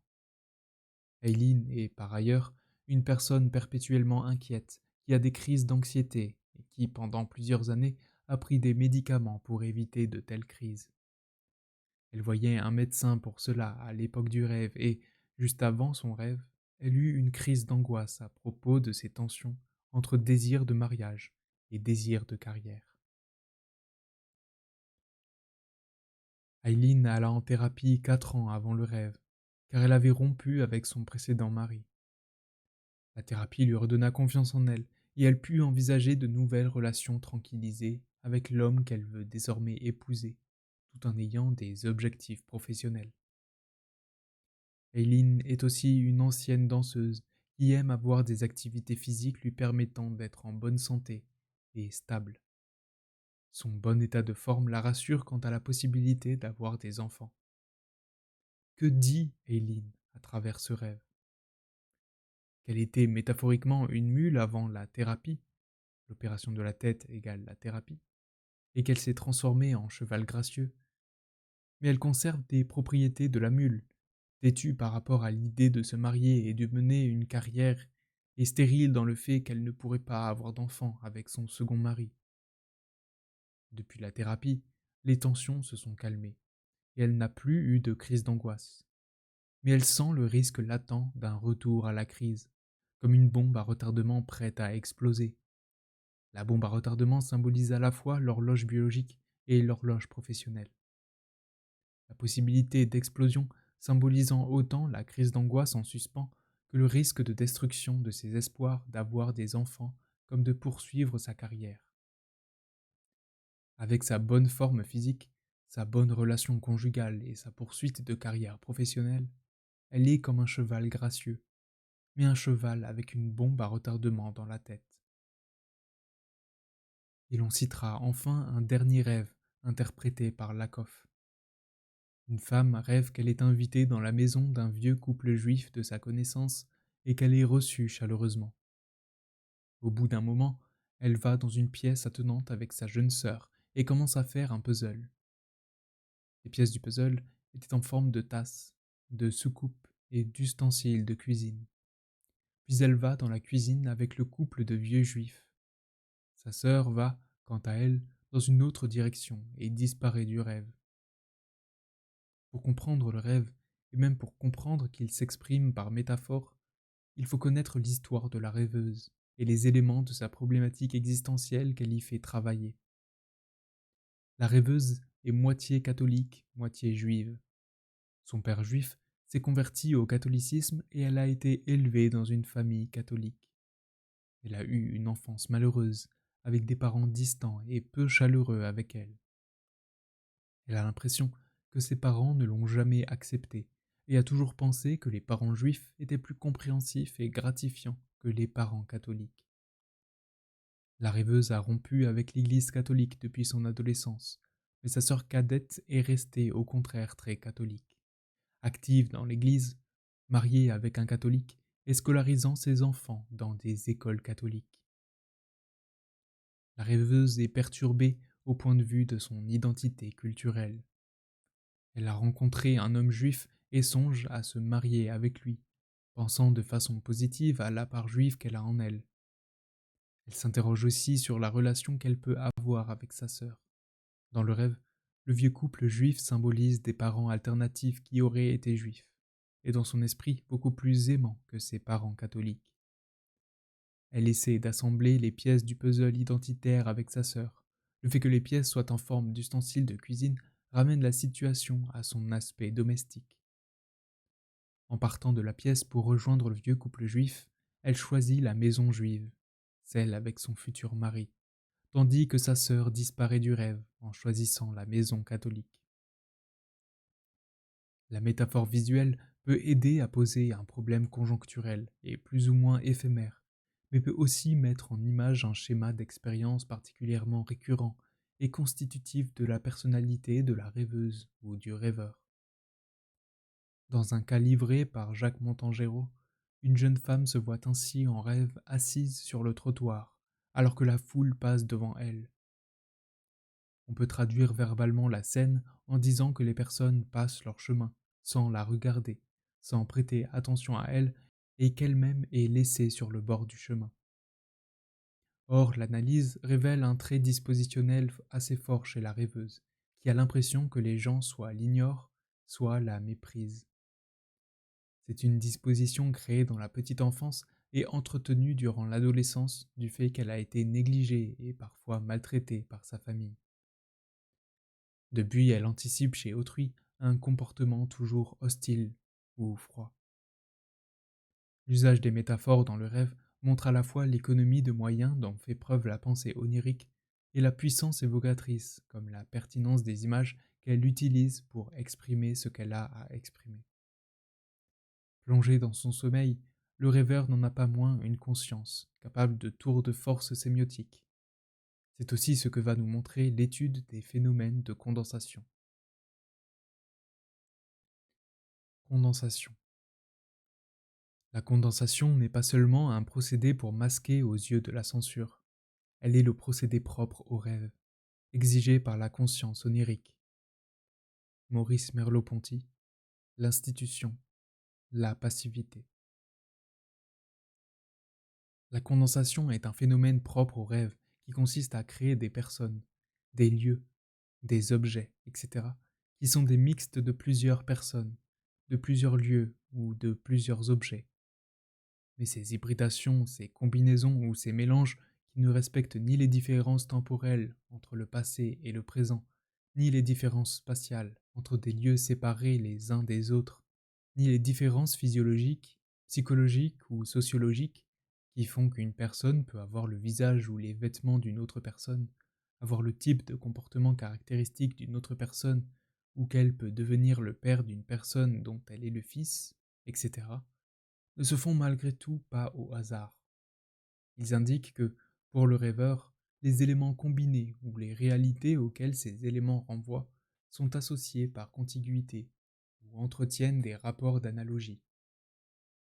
Incompréhensibles en première lecture, les rêves qui multiplient les opérations de condensation sont pourtant riches de tous les liens analogiques qui sont tissés, en toute inconscience, dans la vie éveillée comme durant le sommeil. En 1818, le médecin naturaliste allemand G. H. Schuber n'est pas loin de mettre le doigt sur le phénomène de la condensation. Mélangeant les mauvaises pistes, l'idée d'un langage inné, le caractère prémonitoire du rêve, et les bonnes pistes, l'idée de langage du rêve, de mode d'expression métaphorique, de loi d'association des idées, ou de contexte spécifique durant l'état de sommeil, il parle d'un langage fait d'abréviations et d'hiéroglyphes. Dans le rêve, et déjà dans cet état de délire qui précède le plus souvent le sommeil, l'âme semble parler un tout autre langage qu'à l'ordinaire. Tant que l'âme parle ce langage, ses idées sont soumises à une autre loi d'association qu'à l'ordinaire, et il est indéniable que cette nouvelle association d'idées s'établit d'une manière beaucoup plus rapide, mystérieuse et brève qu'à l'état de veille où nous pensons davantage en recourant à nos mots. Nous exprimons dans ce langage par quelques images hiéroglyphiques étrangement assemblées les uns aux autres, qui nous représentent en quelques instants, soit rapidement l'une après l'autre, soit conjointement en une fois, plus que ce que nous parviendrons à mettre en mots des heures durant. C'est ensuite Karl Albert Scherner, en 1861, qui parle des combinaisons d'images dans le rêve. Il évoque par exemple le cas d'un rêve dans lequel une grappe de noix dans un arbre est aussi un nid, et montre que le rêve ne respecte pas la succession dans le temps. Des choses du passé plus infantiles et du présent plus récent pouvant être plongés dans la même situation. Mais c'est surtout Alfred Maury, la même année, qui met en évidence des faits de condensation en saisissant l'analogie qui les fonde. Une autre fois, craignant de faire une petite perte d'argent, je fus, en rêve, le jouet d'aventures qui avaient leur point de départ dans cette préoccupation. Je rencontrai mon débiteur. Il avait l'air triste et maussade. Il cherchait à m'éviter. Sa figure se transforme et je reconnais en lui un de mes amis. Vous me prenez, dit-il, pour votre débiteur. Je le connais et je lui parlerai. Le fait est que la liaison existant entre mes deux personnages était possible, probable même, mais je n'y avais pas songé. C'est en rêve seulement que la chose me vint à l'esprit. La condensation débiteur-ami est liée à l'analogie des deux personnes dont il n'avait pas de représentation consciente à l'état éveillé. Le rêve livre sous une forme condensée dont la conscience éveillée n'est pas coutumière, des analogies qui agissent aussi dans la vie éveillée mais n'apparaissent jamais explicitement. Les rêves, de même que les idées du fou, sont donc après tout moins incohérents qu'ils ne le paraissent de prime abord.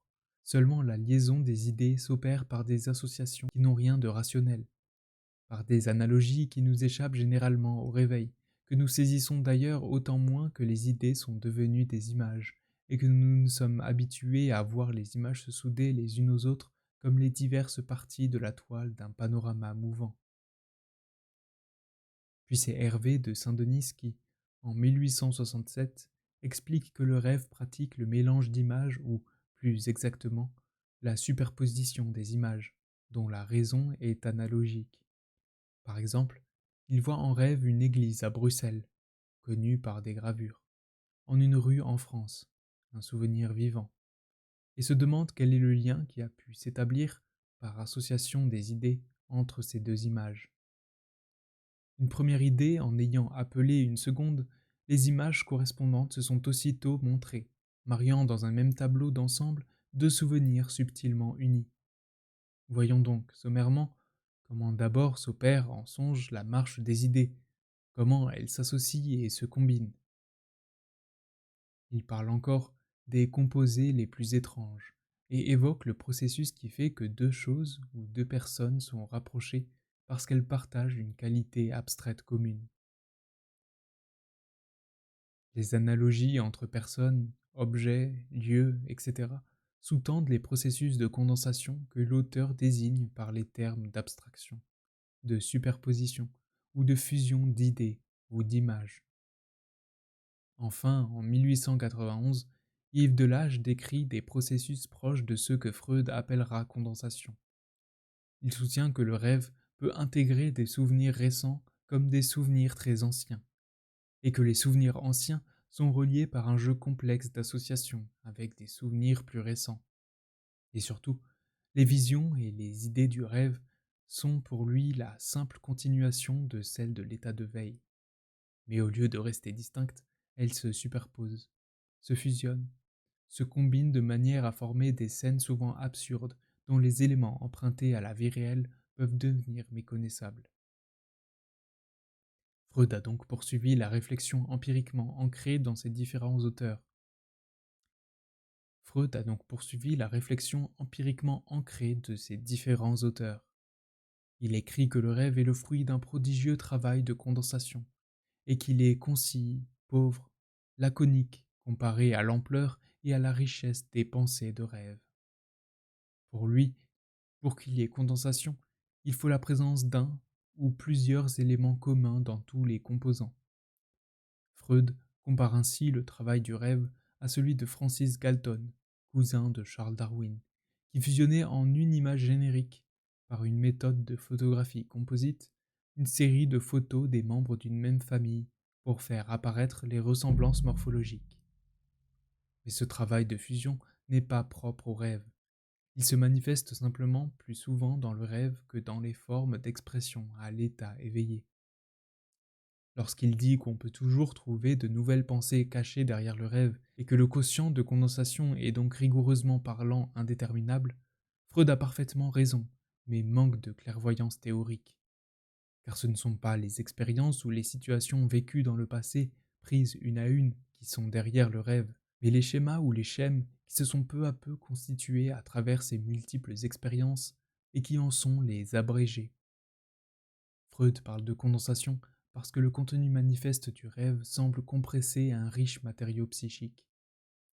Mais le matériau psychique en question est saisi par l'analyste en demandant au patient de dire à quoi lui fait penser tel ou tel élément de son rêve. Le patient commence par dire ce que ça lui évoque, avant de poursuivre sur d'autres évocations par association d'idées. Du coup, ce à quoi renvoient les différentes associations d'idées, c'est potentiellement l'ensemble des expériences qui font écho à la situation contenue dans le rêve manifeste. Mais ces expériences passées se sont constituées, cristallisées sous la forme de schèmes, de rapports à, de schémas d'expérience qui ont été réactivés par une expérience diurne récente et qui contribuent à former le rêve en question. Si on faisait parler encore et encore le patient, on obtiendrait sans doute une liste beaucoup plus longue de situations, de personnes, de lieux, etc., qui évoquent les situations, les personnages ou les lieux du rêve.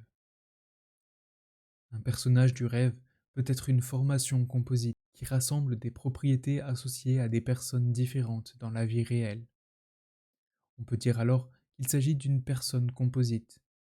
Je peux composer une personne en lui prêtant les traits d'un individu et d'un autre, ou bien en lui donnant la forme de tel individu, tout en pensant dans le rêve au nom d'un autre. Ou bien je peux me représenter l'aspect d'une personne, mais la déplacer dans une situation qui s'est produite avec une autre. Mais ces personnes mêlées ou confondues sans logique apparente ont des propriétés équivalentes dans l'expérience du rêveur. Et c'est parce que, pour lui, ces personnes sont analogues qu'il ne les distingue pas. Au lieu de répéter A mais hostile, B lui aussi, je forme dans le rêve une personne composite à partir de A et de B, ou bien je me représente A dans une action d'une autre sorte qui, pour nous, caractérise B. Par exemple, à propos du célèbre rêve de l'injection faite à Irma, Freud écrit qu'Irma devient la représentante de ces autres personnes sacrifiées lors du travail de condensation, car je fais se dérouler en elle tout ce qui me rappelle, trait pour trait, ces personnes. Les autres personnes en question sont d'autres patientes ainsi que sa propre fille. Le rêve condense toutes les personnes qui ont un air de famille sous un angle donné, et ce qui reste consciemment séparé dans la vie éveillée est condensé, combiné, rapproché dans le rêve qui en laisse les traces dans le produit final.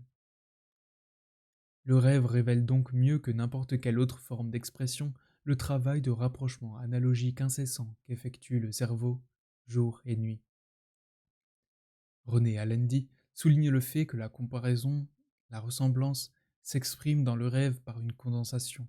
Les deux termes sont fondus en une unité, ou bien ils sont réunis dans une formation composite, ou encore un des deux termes est en cause, tandis que l'autre est simplement présent.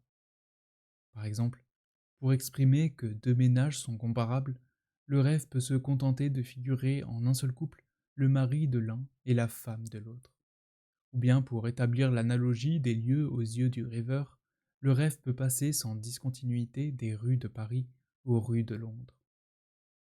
Dans un rêve étudié par Jacques Montangero, la condensation permet avec une grande économie de moyens d'exprimer une crainte très claire. Le rêve d'un homme prénommé Julien est le suivant. Je suis dans le vestiaire d'un fitness. Il y a beaucoup de vêtements suspendus au pater, dont un veston brun à carreaux. J'ouvre la porte du fond du vestiaire et constate avec déception que je ne connais personne dans la salle. Au reste, c'est une salle de cours. On y étudie une langue difficile. Le veston à carreaux est celui que porte son cousin Jean. C'est avec lui qu'il va ordinairement faire du fitness. Mais il s'est rendu compte que la volonté de Jean faiblissait et qu'il pourrait bien se retrouver à aller au cours seul. Par ailleurs, Julien suit chaque semaine un cours d'allemand et ne s'y sent pas très à l'aise parce que les élèves se connaissent entre eux et lui donnent l'impression d'être laissé un peu de côté. La raison de la transformation brutale d'un cours à l'autre est alors très claire. Le rêveur exprime sa crainte de se retrouver seul au cours de fitness comme au cours de langue, suite à la défection de son cousin dont la présence est signalée par métonymie. Le veston de Jean symbolise Jean. Le rêve révèle plus généralement la difficulté que Julien rencontre à s'intégrer à des groupes d'inconnus, disposition générale qui est liée à son histoire. Inversion, opposition, contradiction. Dans certains cas, le travail du rêve est censé, selon Freud, brouiller le sens du rêve en disant le contraire de ce qui est pensé, inconsciemment, et ce toujours pour échapper au contrôle d'une censure omniprésente. Mais on ne peut que rester dubitatif quant au fondement de l'interprétation proposée. Car qu'est-ce qui peut décider l'analyste à lire une situation dans un sens ou dans un autre, contraire du précédent, surtout quand il a fait du patient éveillé une personne susceptible de résister fortement aux interprétations. L'analyste, ne pouvant donc plus compter sur le patient, se retrouve seul, maître à bord de la machine à interpréter le rêve. Dans l'étude du cas d'hystérie de Dora, Freud dit à cette dernière: Vous vous disiez, cet homme me poursuit, il veut pénétrer dans ma chambre, ma boîte à bijoux est en danger, et si un malheur a lieu, ce sera la faute de papa. C'est pourquoi vous avez choisi dans votre rêve une situation qui exprime le contraire, un danger duquel vous sauve votre papa. Dans cette partie du rêve, tout est transformé en son contraire. Et à propos du rêve d'une autre rêveuse dans lequel elle se précipite dans l'eau d'un lac, Freud interprète là encore les choses à l'envers. Les rêves de cette nature sont des rêves de naissance. On parvient à leur interprétation si on inverse le fait communiqué dans le rêve manifeste. Donc, au lieu de se précipiter dans l'eau, sortir de l'eau, c'est-à-dire naître. De même, Freud voit dans des rêves qu'il qualifie d'hypocrites des réalisations contraires de celles qui les auraient motivés. Ainsi, rêver qu'on se réconcilie avec un ami avec lequel on a rompu depuis longtemps serait forcément à interpréter à l'envers. On le déteste. Mais le rêve met en scène une réconciliation avec lui parce qu'il serait trop incorrect de rêver de la détestation. Pourquoi ne pas simplement imaginer que toute rupture amicale est susceptible d'engendrer le sentiment d'échec d'une relation et le regret intime de la rupture? Le fait de voir en rêve une réconciliation n'empêche pas le rêveur, une fois éveillé, de garder le ressentiment ou la colère à l'égard de son ancien ami. Certains rêves, qui semblent plus directement compréhensibles et n'apparaissent pas incohérents, incongrus ou absurdes, auraient subi, selon Freud, la plus profonde des élaborations. Ils semblent avoir un sens, mais ce sens est le plus éloigné qui soit de la signification effective du rêve. Et à propos d'un rêve personnel, il affirme que celui-ci détournerait l'attention, laquelle, en plaçant de la tendresse inexistante, pour rendre acceptable le jugement négatif à l'égard d'une personne, Monsieur R. Mes pensées de rêve contiennent une injure faite à R. Pour que je ne remarque pas celle-ci, ce qui parvient dans le rêve, c'est au contraire la tendresse que j'éprouve pour lui.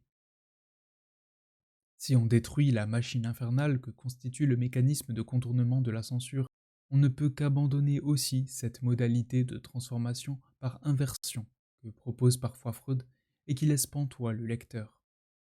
La scène onirique montrerait parfois, mais pas toujours, le contraire de ce que pense inconsciemment le rêveur. Car on ne comprend pas pourquoi certaines choses rêvées sont rêvées à titre de symbolisation directe, littérale, et pourquoi d'autres sont censées exprimer le contraire de ce qu'elles expriment. La façon dont le rêve se comporte à l'égard de la catégorie de l'opposition et de la contradiction est des plus frappantes. Celle-ci est tout bonnement négligée. Le rêve s'octroie la liberté de présenter n'importe quel élément au moyen de son opposé quant au souhait, de sorte que d'emblée, on ne sait d'aucun élément susceptible d'avoir un contraire s'il est connu positivement ou négativement dans la pensée du rêve. S'il en allait réellement ainsi, si le rêve pouvait dire une chose pour ce qu'elle dit ou pour le contraire de ce qu'elle dit, plus rien de certain ne pourrait être dit sur le sens du rêve. Freud va au-devant des critiques, en soulevant toutes les objections qu'on peut lui adresser, mais il n'y répond pas pour autant. Vous direz à l'appui de votre opinion qu'en premier lieu on ne sait jamais si tel élément donné du rêve doit être compris au sens propre ou au sens symbolique, car les objets employés à titre de symbole ne cessent pas pour cela d'être ce qu'ils sont. Et puisque sur ce point, nous ne possédons aucun critère de décision objectif, l'interprétation se trouve abandonnée à l'arbitraire de l'interprète. En outre, par suite de la juxtaposition de contraires effectuée par le travail d'élaboration, on ne sait jamais d'une façon certaine si tel élément donné du rêve doit être considéré comme étant lui-même ou son contraire. Nouvelle occasion pour l'interprète d'exercer son arbitraire. En troisième lieu, vu la fréquence des inversions dans le rêve, il est loisible à l'interprète de considérer comme une inversion n'importe quel passage du rêve. Pourtant, à force de voir des inversions ou des contradictions invisibles partout, le père de la psychanalyse propose un modèle d'interprétation qui finit par devenir difficilement applicable. Les possibilités infinies pour l'analyste de tordre le rêve dans le sens qu'il souhaite ne peuvent que jeter l'ombre du doute sur l'ensemble de la démarche interprétative. Malgré les limites de l'interprétation psychanalytique des rêves, avec le recul historique, on mesure toutefois le pas franchi par Freud, précédé par des savants tels que Maury ou Hervé de Saint-Denis. Non seulement il repère des phénomènes de symbolisation, de condensation, de mélange ou de métamorphose partielle ou totale dans les rêves, mais il en saisit les logiques, les associations par analogie ou par contiguïté qui les fondent. 30 ans avant Freud, au début des années 1870, le jeune Gabriel Tarde se contentait dans son carnet de rêves commentés de relever les liens entre les événements de la veille et les scènes du rêve, et de pointer les hybridations. Peut-être ai-je fait un mélange, un composé de la propre figure de Madame de C et du visage de professeur Poisson, un de mes anciens et plus aimés professeurs, auquel avant-hier on m'a fait penser. Ou bien encore, souvent il m'est arrivé de voir en rêve le visage d'un de mes amis et de lui attribuer le nom d'un autre. Ou les substitutions symboliques. J'ai cru que mon propre corps était du bois rongé par des termites. Fort souvent, que telle personne était telle autre personne, que telle maison était telle autre maison. Chose plus extraordinaire encore, il m'est arrivé de rêver que l'un de mes parents était une larve d'insecte, sans jamais en rechercher le sens. Pour lui, comme pour bien d'autres savants, les images du rêve n'étaient encore que le produit aléatoire du jeu des fibres du cerveau.